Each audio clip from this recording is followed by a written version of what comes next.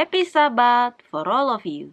And blessing Sabbath for all of you. Aku berdoa di sini semoga kalian di sana dalam keadaan baik-baik, sehat-sehat selalu dan dalam lindungan Tuhan dimanapun kalian berada. Begitu juga dengan aku di sini sehat-sehat dan baik-baik selalu. Hari ini adalah tepatnya hari Sabat, jadi aku ucapkan selamat Sabat sekali lagi buat kita. Dan pastinya kita akan melanjutkan firman Tuhan kembali kita baca dan kita berdoa. Terima kasih Bapa di sorga, puja dan syukur kami panjatkan kehadiran-Mu ya Bapa, karena pagi ini Engkau bangunkan kami dalam keadaan sehat Bapa, dan sepanjang satu minggu ini juga berkat-Mu tidak berkesudahan buat kami, dan hingga di akhir minggu ini, di hari Sabat Tuhan, di mana kami juga menikmati berkat-berkat Tuhan, terutama berkat kesehatan.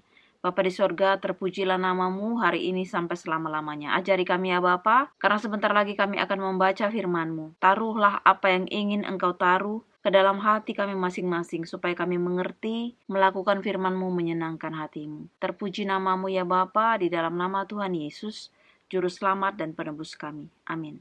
Silakan kalian nonton di video yang 441, judulnya tentang percakapan dengan Nikodemus. Jadi silakan kalian lihat sebelum video ini ya.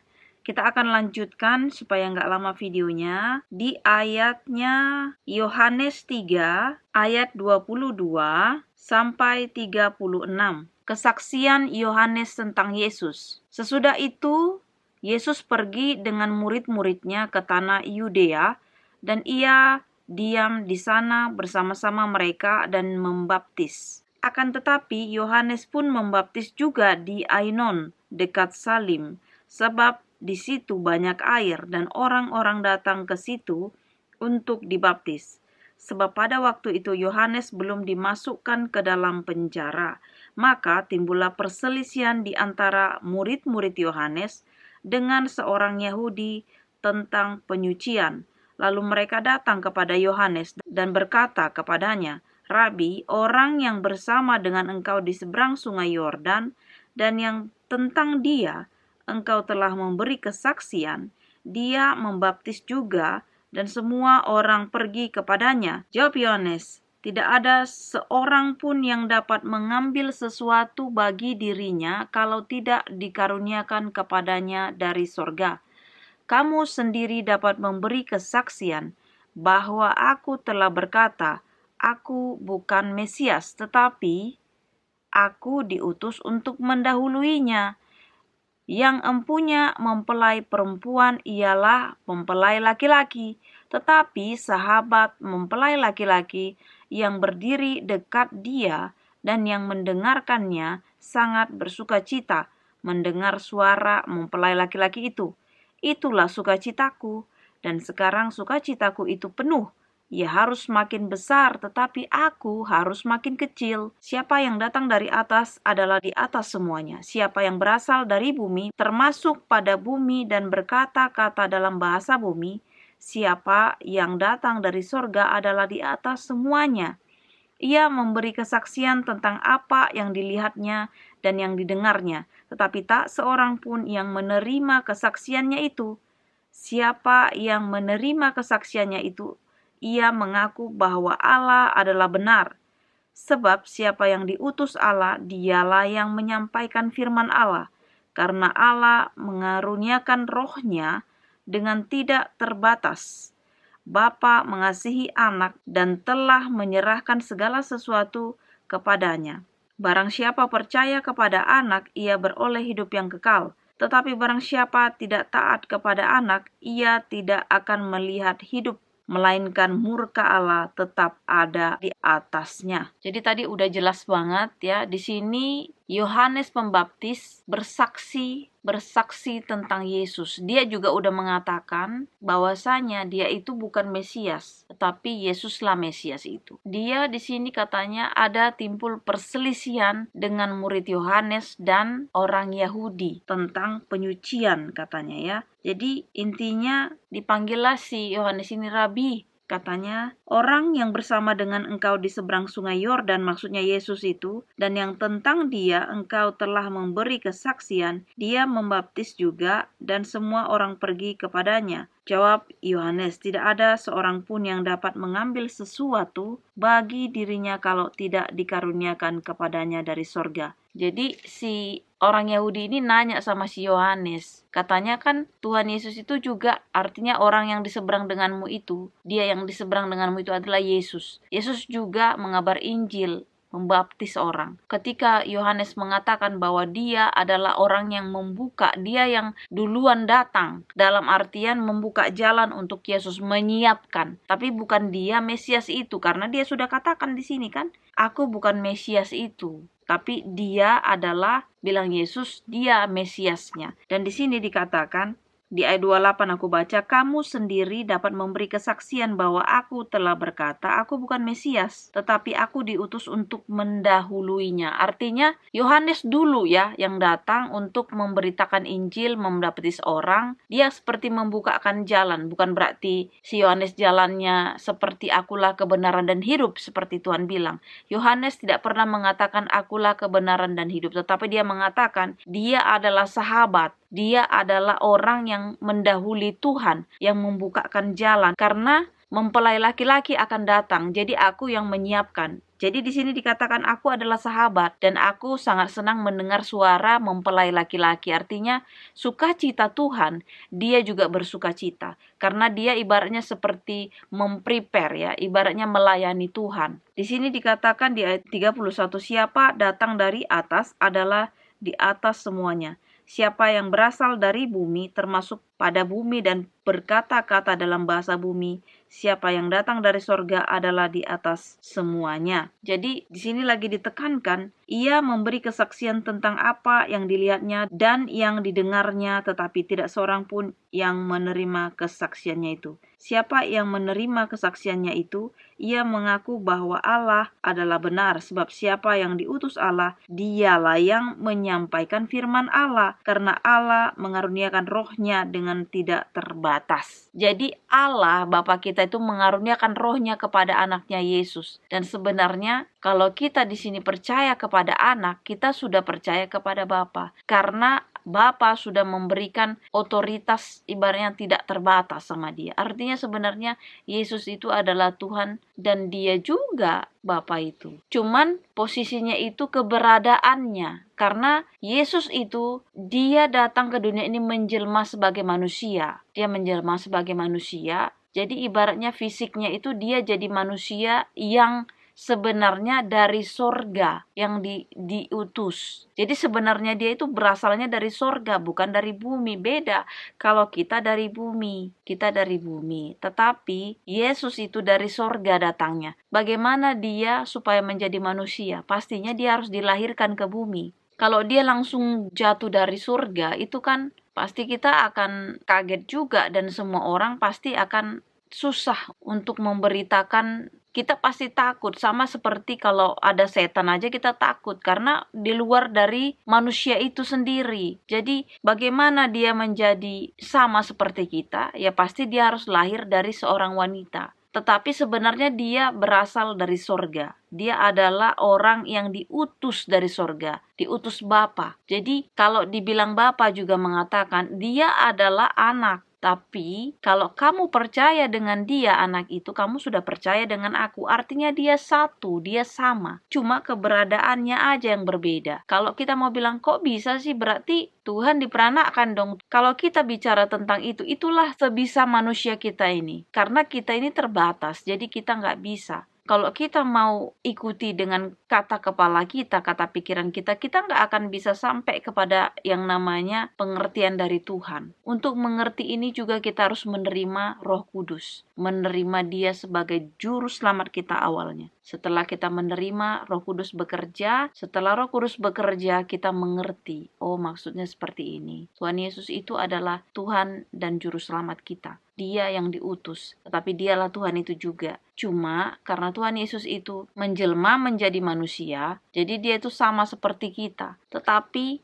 dia itu sebenarnya Tuhan itu sendiri, dia itu datang dari sorga. Makanya waktu dia mati di kayu salib, kemudian dia dikubur 3 hari, dia bangkit, dia menang atas penderitaan itu, atas kematian itu, atas maut itu. Dan pada waktu Yesus juga kembali ke sorga, dia terangkat ke sorga. Kalau untuk nabi-nabi yang lain, dia nggak akan ada seperti Tuhan Yesus yang namanya mengalami kematian terus naik ke sorga. Ada yang naik ke sorga itu adalah Henok yang tidak pernah mengalami dosa katanya. Jadi dia, Henok itu manusia yang hidup benar di hadapan Tuhan dan tidak pernah melukai hati Tuhan. Kemudian dia itu terangkat ke sorga, ya katanya. Kalau kalian baca di Kejadian itu, kalian baca aja di sana. Tetapi di sini dikatakan Tuhan Yesus, dia lahir ke dunia. Tetapi ingat, dia bukan dari kontak seksual manusia, tetapi dia dari roh. Rohlah yang ada di kandungan Maria, kemudian dia menjelma seperti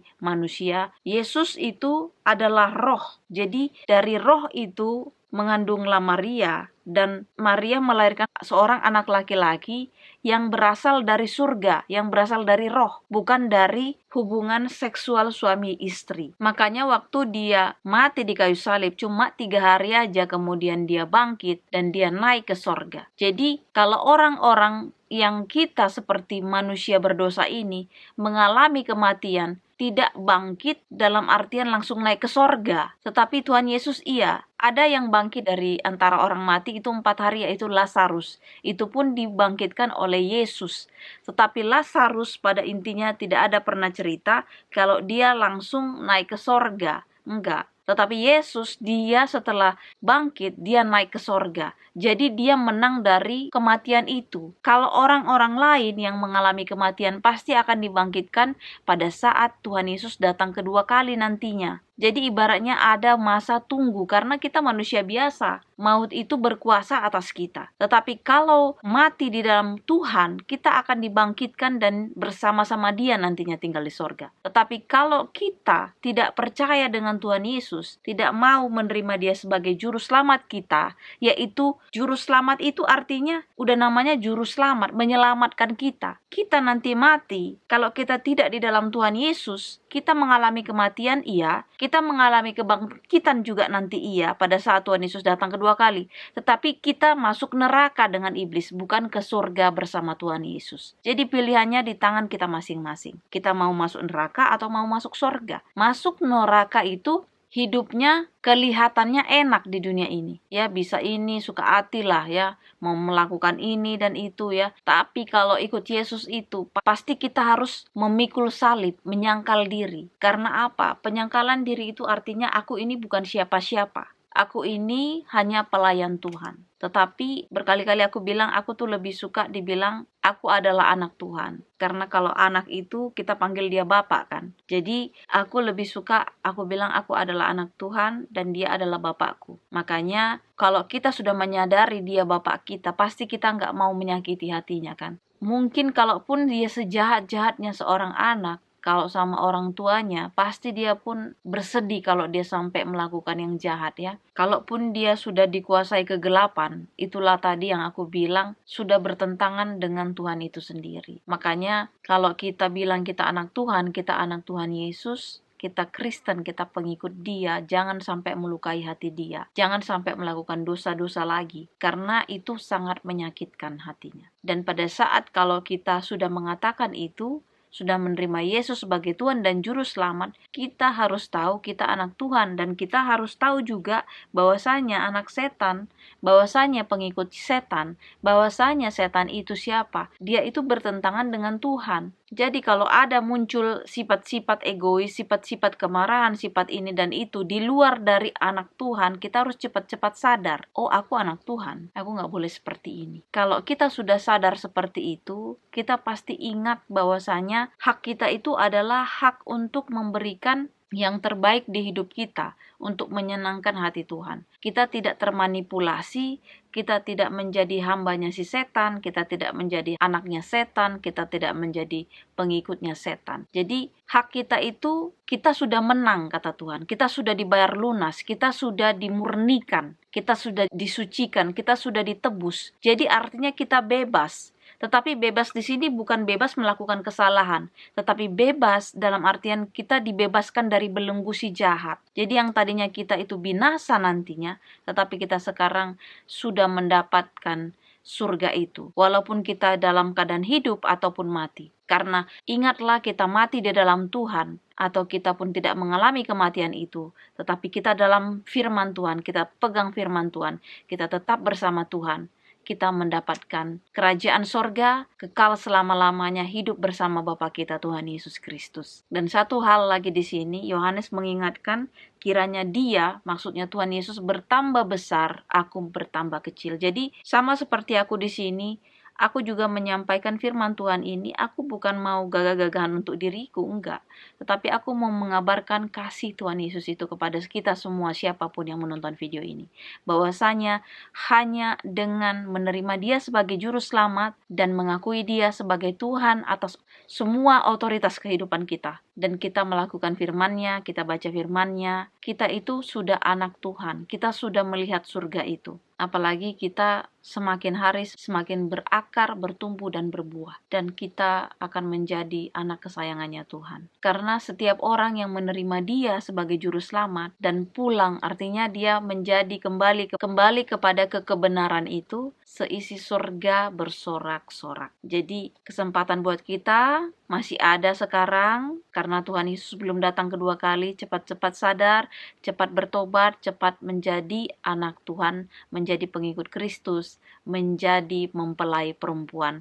Karena nanti Tuhan Yesus datang kedua kali menjadi mempelai laki-laki, kitalah anggotanya, kita anggota jemaatnya yang akan dijemput ibaratnya. Jadi mempelai laki-laki itu dilambangkan Tuhan Yesus, dan dia akan menjemput kita sebagai mempelai perempuan, dan kita akan bersama-sama dengan dia nanti tinggal di kerajaan sorga. Inilah doa dan harapan kita berdoa. Bapa di sorga, terima kasih Bapa untuk firman-Mu menguatkan iman percaya kami. Bapa, terima kasih untuk pengertian, terima kasih untuk firman-Mu, terima kasih untuk pengampunan, terima kasih untuk tebusan-Mu, terima kasih untuk darah-Mu yang menyucikan kami, memurnikan kami, menyatukan kami dengan Engkau Bapa, dan melayakkan kami. Yang tadinya kami berdosa, terhina, dan tidak layak Bapa, yang tadinya kami benar-benar tidak bisa lagi untuk mendapatkan kehidupan kekal, tapi Engkau mau Bapa, Engkau rela, Engkau mau menyelamatkan kami, Engkau bayar lunas Bapa di kayu salib, Engkau mengalami penderitaan hanya demi untuk kami. Bapa, terima kasih